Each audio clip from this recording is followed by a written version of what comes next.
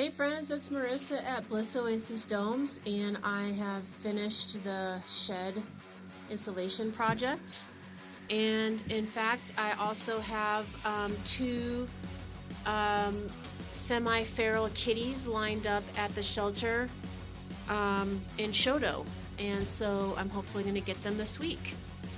So you can see I used like a kitchen glove to try to make it, easier, and it's sticky and it's nasty and it gets everywhere.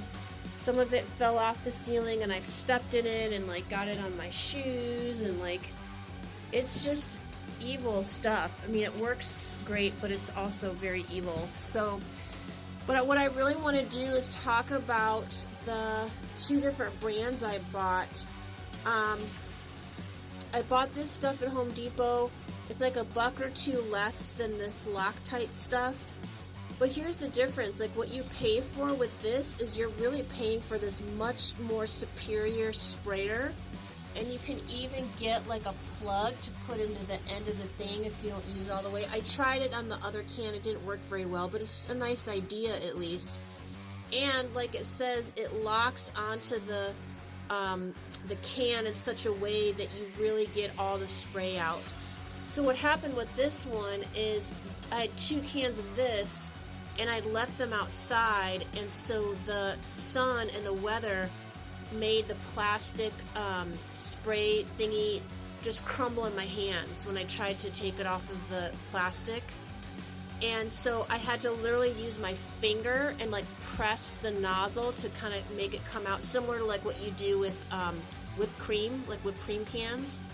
Man, it was miserable. So that's why some areas, over here in this corner, I really couldn't get it because I was just using that finger method. And then some of these you can see I had to use my finger to spread it around because it was so hard to get into the cracks and crevices. So needless to say, it was it was a rough go.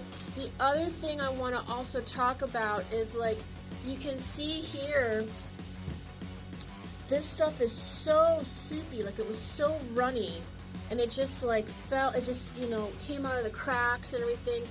And the Loctite stuff was so much easier. I think the Loctite is the white and the great stuff is the yellow. I can't remember now. But all I know is, so now the moths are coming, but all I know is the yellow stuff was really soupy. The white stuff seemed better, even though you can see it puffed out, but it's it's stickier. And it was so much easier to get in and out of the crevices with the better nozzle. And it was just all around a much better deal. So, that is my recommendation. Oh, and I forgot to show you the door. It just looks so nice. I was able to cut the foam in such a way that I didn't need to use the wooden stakes to hold it in. And so I'm really proud of that. What I also love about doing these kinds of projects is I got rid of a bunch of stuff that I really just did not need to hold on to. So you can kind of see here, it's a little bit of a pain to not have there be an interior wall covering over the insulation, but man, it's just a shed. It's old. I'm not going to bother with that. But yeah, I got rid of a bunch of stuff that I didn't need to hold on to, so that always feels good. So thanks again for watching, and construct safely.